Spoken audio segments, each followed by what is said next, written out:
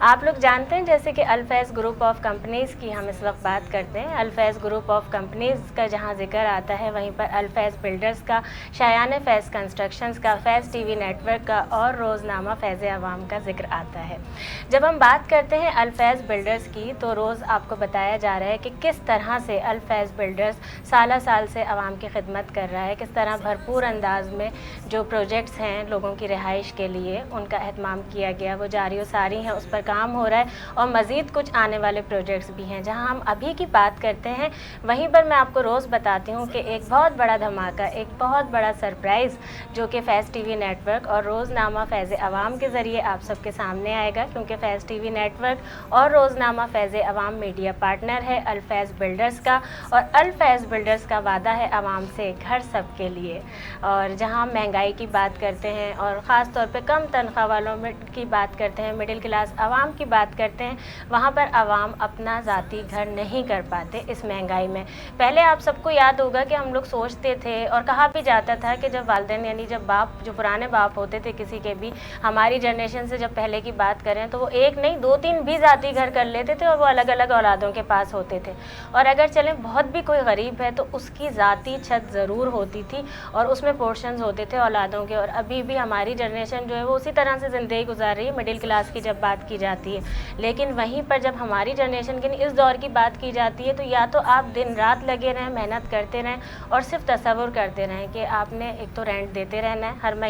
महीने में आपके अखराजात इतने होते हैं और कैसे महीने का इख्तिताम हो जाता है और रेंट की तारीख आ जाती है और वो रेंट भी आपने देना है, किराया देने के बावजूद छत आपकी कभी नहीं हो सकती। वहीं पर अल-फैज़ बिल्डर्स लेकर आ रहे हैं और लेकर आ चुका है बहुत ज़बरदस्त, बहुत सारी चीज़ें, प्रोजेक्ट्स इस तरह के कि जहाँ पर मिडिल क्लास आवाम कम खर्चे में आसान अक़सात के ज़रिए अपनी ज़ाती छत हासिल कर सकती है। वहीं पर जो मैं आपको स्कीम रोज़ बताती हूँ, अभी तजस्सुस आप सब ने बाकी रखना है, क्योंकि उसके लिए हम प्रोग्राम का भी आगाज़ करेंगे और अवेयरनेस का सिलसिला भी, कैसे आप सब उसका हिस्सा बन सकते हैं घर सबके लिए के अंदर। और ख़ास तौर पे जहाँ मैं बात करती हूँ ख्वाबों की, हर इंसान का, सिर्फ मिडिल क्लास नहीं, हर इंसान का ख्वाब होता है, हर गरीब का भी ख्वाब होता है कि उसकी अपनी ज़ाती छत हो जाए। और इससे अच्छी कोई बात नहीं हो सकती कि यकीनन जब मैं बात करती हूँ अल-फैज़ बिल्डर्स की, तो अल-फैज़ बिल्डर्स के साथ जब आप घर सब के लिए की बात करते हैं, घर सब के लिए यकीनन आप सबके ख्वाबों की ताबीर है। और यहाँ वक्त की बड़ी कमी है ना, मैं सोच रही हूँ कि खुर्शीद साहब भी सोच रहे होंगे कि मुझे बुलाया और फिर मुझे बोलने का मौका नहीं दे रही है, नाज़िया बोले जा रही हैं।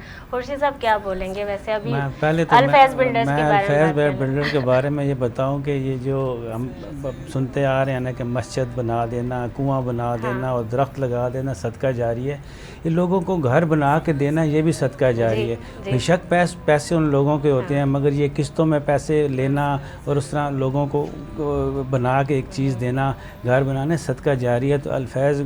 ग्रुप वालों का तो ये बहुत बड़ा कंट्रीब्यूशन है इस चीज़ में, जिस तरह बाकी लोग भी करते हैं। तो ये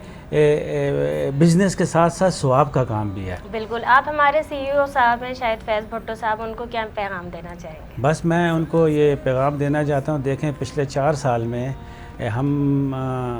ये सुनते आए हैं कि जो हमें 50 लाख घर मिलेंगे, तो उनमें से काफ़ी घर लोगों को मिले भी हैं और भी अगर रहते तो मिल जाते, ठीक है। इससे पहले हमने पॉलिटिकल स्लोगन हमने सुना था 1970 में जब जुल्फ़िकार अली भुट्टो ने शुरू किया था, रोटी कपड़ा और मकान, उसमें भी मकान का जिक्र था। तो ये बुनियादी 3 जो चीज़ें ज़रूरत की चीज़ें हैं। तो मैं आपके चेयरमैन साहब को ये मैं पैगाम देना चाहता हूँ कि ये जो जितना भी काम कर रहे हैं इसमें मज़ीद जब भी करें इसमें, यानी कि बिज़नेस के साथ साथ इसके अंदर आप उसको भी लेके आए ना, एक नेकी के काम को, एक सोच शामिल है ना इसके पीछे। इसमें सोशल सोच, मस्बत सोच और